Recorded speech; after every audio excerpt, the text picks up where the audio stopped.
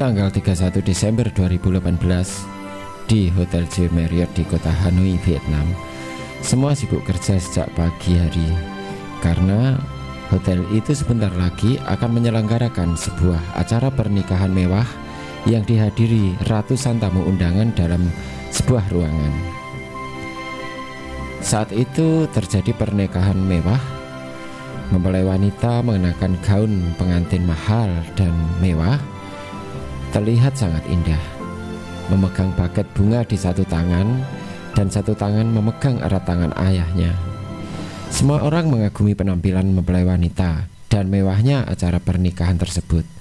Dihadiri kurang lebih 500 tamu undangan.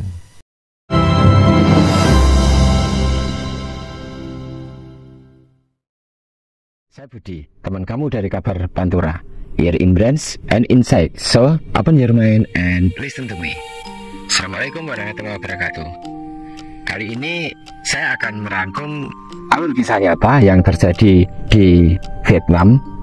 Sebuah kisah nyata tentang penipuan yang dilakukan oleh seorang wanita dengan persiapan yang sangat matang dan tergolong niat sekali. Dia mempersiapkan segala sesuatu dengan cermat dan hati-hati. Total kerugian atas perbuatannya mencapai 135 miliar. Modusnya dia mendekati pria-pria kaya untuk dikuras hartanya, termasuk harta keluarga besarnya. Dia menikahi semua pria-pria kaya itu. Jadi dia punya banyak suami. Untuk lebih lengkapnya, simak kisahnya berikut ini. Namanya Tina Durong, atau dilafalkan Tina Duong atau Tina Duzong. Itu bahasa-bahasa Vietnam, teman-teman. Dia adalah seorang wanita yang berhasil menipu banyak pria untuk mendapatkan kekayaan. Dan di aksinya ini saya lihat itu sangat niat sekali. Sampai dia melibatkan aktor-aktor untuk memperlancar aksi penipuannya ini. Dia sengaja memancing para pria kaya dengan mengenalkan dirinya sebagai wanita yang kaya. Dia punya perencanaan yang matang dan gila. Semua disusun serapih mungkin. Sedemikian rupa hingga melibatkan 300 aktor yang dia sewa demi memperlancar aksinya tersebut. Aksinya ini dilakukan bertahun-tahun. Dia mampu mendirect semua aktor tadi sesuai dengan pengarahan yang dibuat sama si Tina tadi. Gaya glamor, royal, kehidupannya yang borju, seakan-akan mewah, serta dia ini memiliki paras yang cantik dan menurut saya idaman semua pria. Dia mengaku bapaknya adalah seorang pejabat di Vietnam, di pemerintahan Vietnam sana, dan ibunya seorang pengusaha properti. Jadi dalam pengakuannya di depan teman-temannya, kekayaannya nggak ada habis-habisnya. Dan sebenarnya dia berasal dari daerah Komune Dumai Langgak Bac Giang. Itu daerah Vietnam. Di situ merupakan daerah kumuh dan tempatnya orang-orang yang miskin. Nama aslinya adalah Tian Phananan. Dia kelahiran 95. Jadi usianya baru kurang lebihnya 29 tahun, tapi otaknya ini cerdas, tapi cerdas untuk menipu. Tina sering menceritakan kehidupan fiktifnya di depan semua teman-temannya. Tina ini sebetulnya bukan orang kaya, dia berasal dari keluarga yang biasa-biasa saja.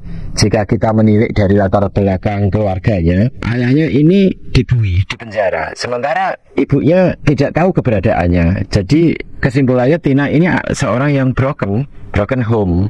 Di situ jelas dia sudah punya bibit-bibit kriminal dari gen orang tuanya. Dia tinggal dengan bibitnya dan di daerah tersebut, ya, di daerah kumuh tersebut. Karena kehidupan Tina Duong ini sebenarnya serba kekurangan, suatu waktu dia memutuskan untuk mencari pekerjaan, tapi dia sendiri bingung. Dia seorang yang putus sekolah di usia 14 tahun, jadi dia nggak punya latar belakang pendidikan yang tinggi dan apalagi skill, tapi dia nekat dan dia pergi dari luar daerahnya tersebut untuk mencari pekerjaan. Akhirnya dia dapat pekerjaan sebagai penjaga toko baju tepatnya. Di situ berkenalan dengan seorang laki-laki dan kemudian dekat. Akhirnya dia menikah. Namun pernikahannya hanya bertahan di 2 tahun saja. Di pernikahan dengan teman penjaga toko baju tadi, dia mampu menguras harta si mantan suaminya ini. Nah, dari situ dia punya pengalaman yang akhirnya dijadikan untuk modus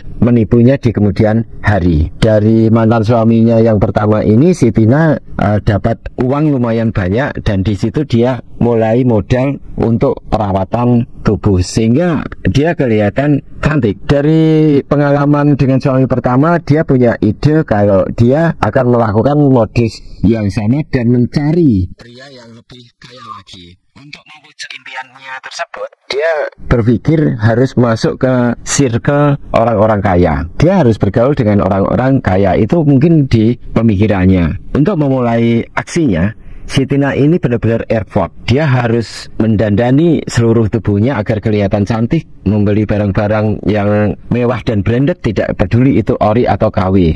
Yang jelas dia ingin terlihat supaya kelihatan kaya dan punya value. Tina mulai juga mempelajari hal-hal kebiasaan orang-orang kaya. Dia bisa meniru tata cara hidup orang kaya. Nah, ini hebatnya Tina. Dari gayanya itulah dia banyak berhasil memanipulasi pria-pria yang ditemuinya. Tina ini dia punya public speaking yang bagus. Jadi dia mudah bergaul, mudah didekati, dan mudah mendekati orang. Sebenarnya dari suami pertamanya ini dia sudah gonta-ganti pasangan tapi tidak sampai menikah. Dan dalam proses gonta-ganti pasangan ini, Tina berhasil mendapatkan uang banyak. Dari situ modal Tina semakin tebal, mulai bergaya hidup seperti seorang sultan. Dan dia berhasil mencuri perhatian orang-orang di circle-nya. Hingga pada suatu hari, nampaknya Tina ini sudah mengincar pemilik si rumah sakit. Dia pergi ke rumah sakit, bedah kecantikan lah. Kalau di sini mungkin seperti klinik kecantikan, tapi beda. Kalau di sana lebih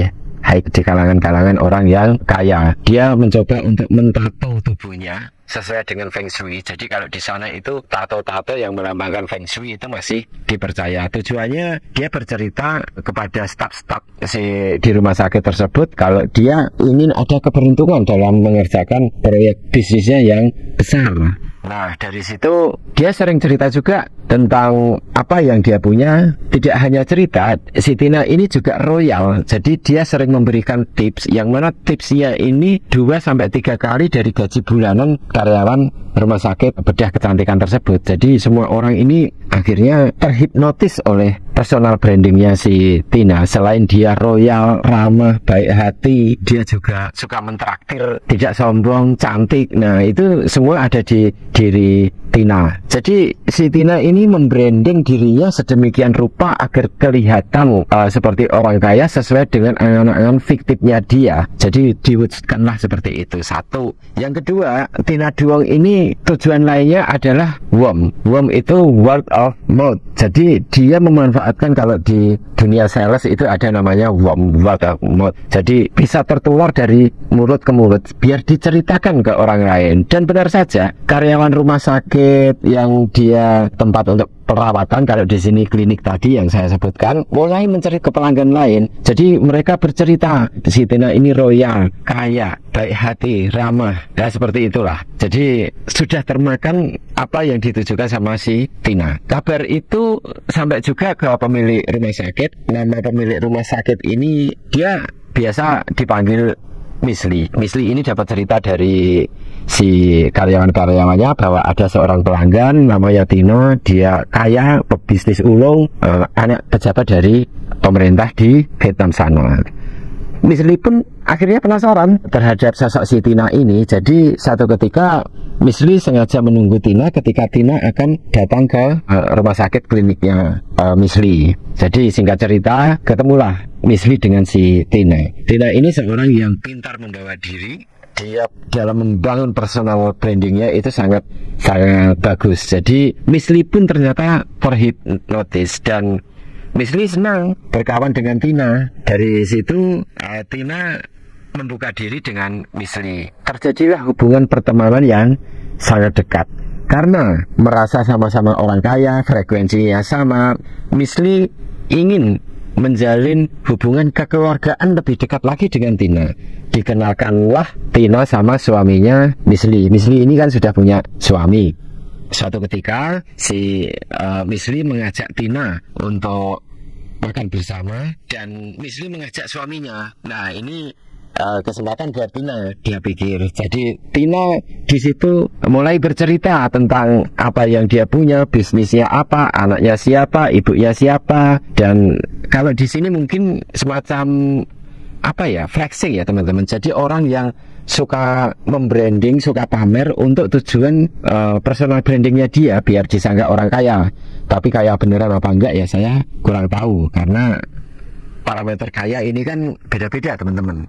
Nah di situ ketika ketemu suaminya Miss Lee, si Tina banyak cerita sampai akhirnya suaminya Miss Lee ini terhipnotis oleh apa yang Tina ucapkan dan Tina sampaikan. Tidak sampai di situ, karena sudah merasa cocok, satu frekuensi, baik Miss Lee maupun suaminya. Akhirnya suaminya mencoba mengenalkan keluarganya dia, kalau tidak salah sepupunya. Awalnya saya kesulitan mencari nama ini, tapi akhirnya saya dapat sekilas namanya Tung. Dia belum menikah. Nah, suami Miss Lee ini berupaya untuk mengenalkan Tung dengan Tina.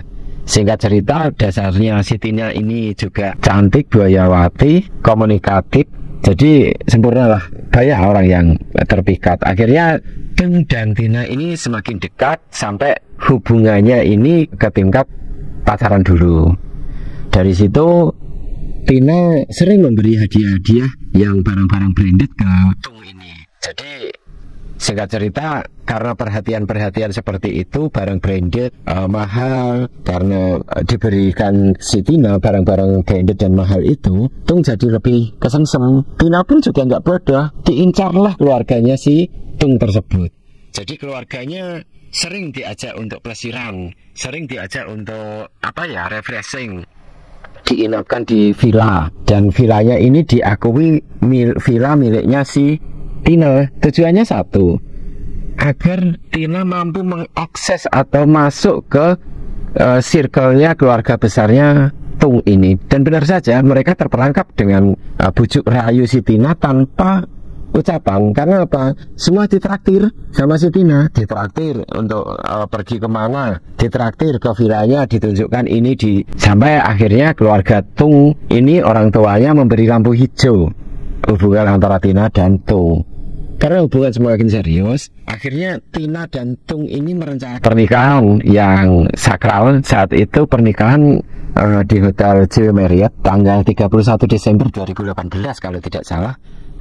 Dibuat semewah mungkin. Tapi satu, Tina ini orangnya pinter dan licik. Dia menyewa semua orang yang terlibat dengan kehidupannya, mulai dari orang tuanya, ibunya, dan tamu-tamu undangannya. Itu teman-teman, itu semua orang sewaan, dan itu semua aktor ternyata. Bahkan saya dapat info kalau yang menjadi ayahnya ini semacam aktor FTV yang tidak begitu laku, didandani sama si Tina biar kelihatan seperti bapaknya. Pakaiannya pun dibikin mewah. Kurang ajar ndak ini si Tina ini. Terus tamu-tamu undangan lain itu juga didandani semewah mungkin, didirect sesuai dengan apa yang dia arahkan. Saya pikir anak ini gila dan otaknya lumayan cerdas sebenarnya. Berapa orang yang disewa itu? 500 orang. Bayangin, 500 orang dia mampu mendirect satu-satu. Kamu jadi apa, kamu jadi, didandanin pakaian yang mewah. Pokoknya biar terbranding tamunya Vina ini, biar disangka orang kaya-kaya semua. Di situ keluarga besar Tung mulai takjub dengan Tina. Padahal kalau menurut saya, kalau Tina ini niat menipu, kalau saya jadi Tina ya, saya cukup menyewa beberapa orang saja, biar costnya nggak terlalu besar. Sisanya biar undangan dari keluarganya Tung. Tapi Tina ini enggak, dia pengen menguasai, menunjukkan ke keluarga Tung bahwa relasinya dia banyak dan kaya-kaya. Itu satu, ini cerdiknya si Tina. Setelah itu dia bercerita di depan Tung dan keluarganya bahwa dia dapat hadiah mobil mewah dari orang tuanya. Waktu penyerahannya pun di depan Tung dan keluarga besarnya. Tujuannya satu, biar disangka keluarganya ini juga royal kepada si Tina dan baik. Dan ternyata benar saja, semua termakan sama drama yang dilakukan si Tina ini. Padahal teman-teman, di akhir riset saya di kasus ini, mobil itu ternyata mobil sewaan, dan itu yang akan menjerat dia di kemudian hari. Nanti di akhir video ini akan saya ceritakan. Pernikahan berlangsung khidmat dan sakral, lancar. Semua berbahagia. Tung dan keluarganya tidak ada yang curiga atas drama yang dilakukan Tina. Kejanggalan apapun pun juga tidak kelihatan, saya terlihat semua perfect.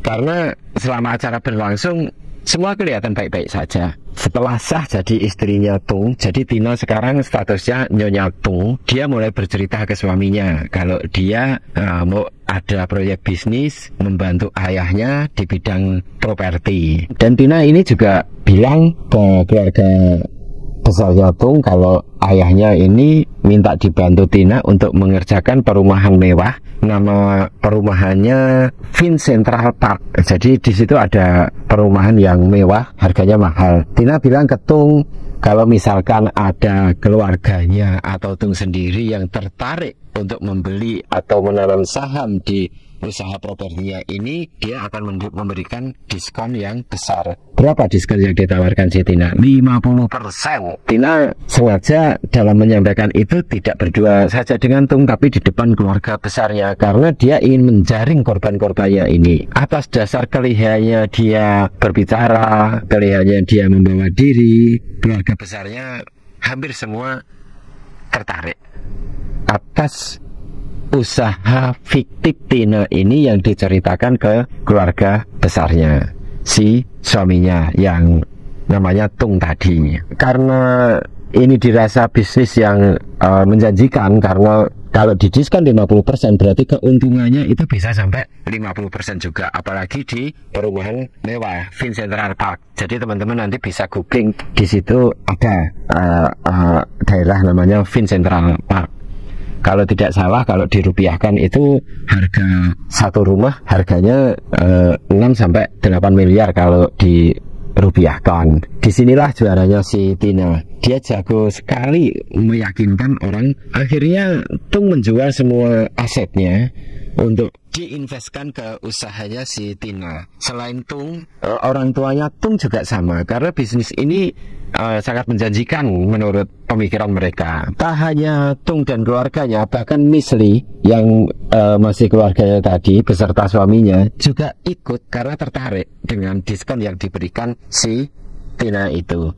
Disinilah juaranya Tina. Tina ini orang yang jago sekali meyakinkan targetnya untuk ditipu, untuk meyakinkan mereka semua calon-calon korbannya. Kalau saya sebut, Tina ini sampai membawa sales properti dan diketemukanlah dengan keluarga besar Tung, Miss Lee dan suaminya di depan Tung juga. Tentunya dia selalu punya cara untuk meyakinkan target-targetnya ini. Namun ada satu orang yang merasa ada kejanggalan. Siapa dia? Miss Lee. Miss Lee ini feelingnya cukup tajam. Jadi dia berpikir, sekaya-kayanya orang dalam dunia bisnis adalah bisnis. Jadi keuntungan pasti yang dicari. Miss Lee sebenarnya di awal sudah curiga, tapi kecurigaan ini gugur karena Tina benar-benar memberikan sertifikat, diwujudkan sertifikat itu. Bahkan dalam menyerahkan sertifikat ini diserahkan sendiri sama Tina dan notaris. Belakangan diketahui notarisnya ini juga notaris palsu. Kalau masalah sertifikatnya palsu apa tidak, ini saya tidak terkonfirmasi. Jadi kecurigaan Miss Lee akhirnya gugur juga karena sertifikat sudah diwujudkan, notarisnya juga ada, bisa dibalik nama. Dalam menguras harta keluarganya Tung ini, itu Tina nggak main-main. Suatu hari bahkan dia belanja banyak. Dia bilang ke Miss Lee kalau dia lupa bawa ATM, nggak bawa uang sama sekali, disuruh bayarin Miss Lee, nanti diganti. Miss Lee pun percaya karena ini Tina ini saudaranya dan pasti diganti, apalagi Tina orang kaya. Di sisi lain, setelah 2 minggu dari apa yang disampaikan Tina ini, jadi Tina ini memprospek terus keluarganya Tung dan keluarganya Miss Lee dan suaminya. Jadi memprospek itu apa ya, kayak selalu menawari lah, selalu menawari. Hanya cukup 2 minggu. Dalam 2 minggu ini suaminya Tung itu berhasil menanam modal ke Tina sampai 105 miliar. Bahkan orang tuanya Miss Lee sama Tung ini sepupuan, teman-teman. Jadi bukan saudara kandung. Orang tuanya Miss Lee pun itu tertarik terhadap apa yang disampaikan Tina ini. Orang tuanya Miss Lee pun ikut-ikutan akhirnya hasil dari jual aset-asetnya dia hanya untuk mengejar diskon yang diberikan si Tina tadi. Saat orang tuanya Miss Lee datang di kantornya Tina, ternyata kantornya ini juga sewaan dan orang-orang isinya itu bekas aktor-aktor tadi yang dia sewa dan teman-temannya yang baru. Jadi ada kantor-kantor yang jadi staf-stafnya Tina banyak. Jadi ya kelihatan eksklusif lah kantornya. 2 minggu setelah orang tua Misli ini menanam modal, Tina ini ternyata sudah mulai susah dihubungi. Terus ketika ditemui, dia selalu menghindar ketika Misli mengajak diskusi tentang properti. Nah, di situ Misli sudah mulai curiga lagi. Akhirnya Misli ini kepo. Kepo itu penasaran. Jadi Misli mulai penasaran, dia mulai mendata, mencari tahu siapa sebenarnya si Tina. Ketemulah fakta aslinya bahwa Tina ini bernama asli Nintian Ang, yang merupakan seorang wanita miskin tinggal di daerah yang terkenal warganya juga miskin dan juga kumuh. Dia bukan orang yang kaya, tidak memiliki bisnis, apalagi bisnis properti. Misli kaget dan shock. Kagetnya bukan kepalang, dia benar-benar marah saat itu. Dan dia tidak gegabah. Dia mencoba memvalidasi kebenaran si Tina ini. Akhirnya dia mencari data baru lagi mungkin kalau di sini di dinas Dukcapil ya, dinas kependudukan. Ketemulah dan benar, fix 100%. Tina ini bukan orang kaya. Dengan emosi, Misli langsung menyamperin Tina. Kalau di sini mungkin dilabrak ya teman-teman. Jadi marah-marah di depan Tina, dibongkarlah semuanya. Dan hebatnya Tina, cerdiknya Tina tidak menyangkal satupun. Dia mengakui semuanya. Dia mengeluarkan jurus 1000 tetesan air mata. Jadi dia nangis-nangis untuk mencari simpati dan empati. Dia menyampaikan kalau ini semua terpaksa. Dan dia nggak ada pilihan, kehidupannya dia berat, ibunya dia nggak ada. Dan dia bercerita juga kalau dia sedang mengandung anaknya Tung. Padahal bohong. Tina pun berjanji akan mengembalikan semuanya. Dia minta izin pulang ke kampungnya untuk menjual aset. Nanti penjualan asetnya akan diberikan ke Misli dan keluarga besarnya Tung. Disitulah Misli juga merasa iba dan masih percaya. Dia menyampaikan ke Tina, jangan diulangi perbuatan seperti itu, mohon diperbaiki dan kamu harus bertanggung jawab, ganti semua yang kamu habiskan. Dengan bujuk rayu, Tina ini menyampaikan ke Misli kalau Misli mau memaafkan dia akan mengganti semua kerugiannya dengan cara dia akan menjual aset di kampungnya. Setelah terjual dapat uang, mau diserahkan dan dikembalikan semua. Misli pun saat itu masih percaya dan yakin kalau Tina akan kembali dan mempertanggungjawabkan perbuatannya. Akhirnya Tina pun pergi dari keluarga besar Tung dan Misli tadi. Dia pamit pulang kampung untuk menjual aset-asetnya. Dan ternyata Tina ini nggak pulang kampung, dia kabur dan mengaburkan semua identitasnya. Singkat cerita, kalau saya simpulkan, Tina berhasil lolos dan kabur. Disitulah Misli benar-benar jengkel dan marah karena sudah dikasih kesempatan, malah kabur. Dalam pelariannya, Tina ini ternyata dapat mangsa lagi teman-teman di daerah Dalat, seorang DPR. Dia jadi istri simpanan lah, istri kedua. Nah, Tina pun sadar kalau ini berlama-lama dia akan terbongkar semua sama aksi liciknya ini. Jadi dia menikah Maret 2022 dengan si DPR ini, dan hanya dalam waktu singkat dia berhasil menggasak uang DPR ini 4,5 miliar. Ketika itu laki-laki yang menjadi suami Tina jelas sangat merasa kecewa dan dikhianati.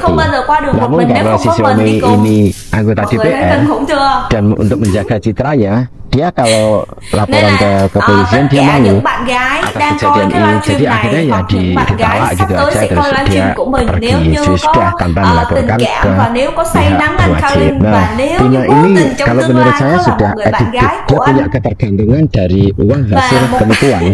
Dia masih saja mencari saja mengganti identitasnya untuk mendapatkan marga yang lain. Jadi ini dia bertemu dengan seorang pengusaha kafe namanya yang merupakan pengusaha kafe yang dia itu pengusaha besar sebenarnya di situ. Modusnya sama. Tina sama Kim menikah, lalu si Tina ini menguras harta suaminya, lalu kabur.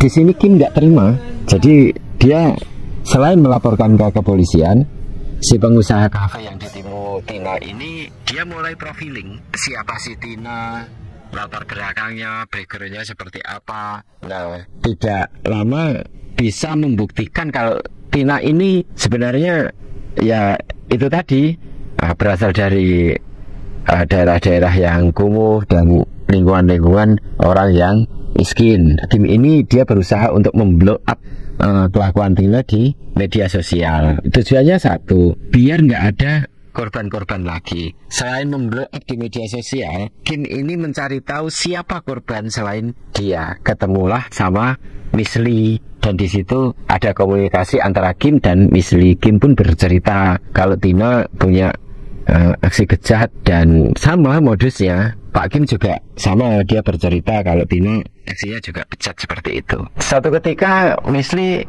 juga melakukan live streaming di 3 platform, yaitu di IG, Facebook, dan TikTok, menceritakan apa yang terjadi di keluarga besarnya, agar tujuannya tidak ada korban lagi. Karena sering di blow up melalui live streamingnya Miss Lee ini, diketahui bahwa korbannya Tina 40.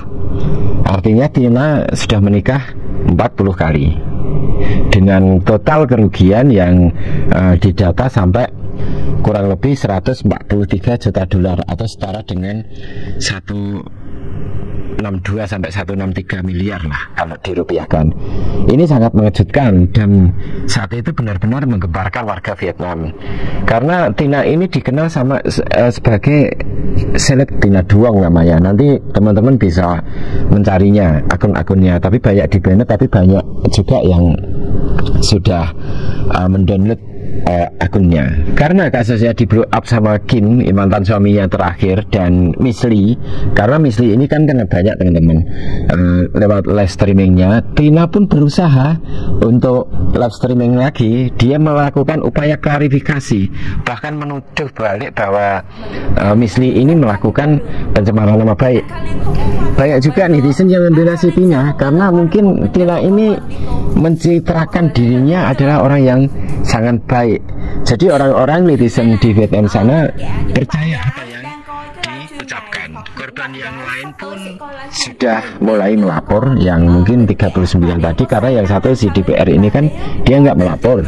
Karena banyaknya laporan yang masuk ke kepolisian di sana, akhirnya anggota kepolisian mengerahkan beberapa anggotanya untuk menangkap Tina. Dan Tina akhirnya berhasil ditangkap pada bulan Oktober 2022, tapi bukan karena penipuan, melainkan ditangkap karena menyewa mobil tadi yang disampaikan kalau itu hadiahnya orang tuanya, tak digelapkan, nggak dikembalikan, tapi malah digadekan ke Mr. Pai namanya, besar 283 juta. Nah, perusahaan rental itu juga yang melaporkan. Jadi Tina ini malah ketangkapnya bukan di penipuan, tapi lebih ke penggelapan. Saya mencoba cari pasal di Vietnam sana, bunyinya begini. Jadi Tina ini dikenakan penyalahgunaan properti orang lain dalam bentuk mobil tadi, dan dari kasusnya itu si Tina kena hukuman 8 tahun penjara serta menggunakan dokumen palsu. Jadi penipuannya ini malah nggak terangkat, karena menurut hakim yang mengadili si Tina ini itu tidak bisa dikatakan penipuan, karena yang ditipu suaminya sendiri. Ini menurut undang-undang di Vietnam, enggak undang-undang di tempat kita ya teman-teman. Jadi malah semua dari semua penipuannya. Nah, ini sengaja apa enggak? Diandaikan itu sengaja, berarti Tina ini benar-benar orang yang cerdas sebenarnya. Padahal baru kelahiran tahun 95. Selapar-laparnya kita jangan sampai mencuri, menipu orang lain atau merugikan orang lain.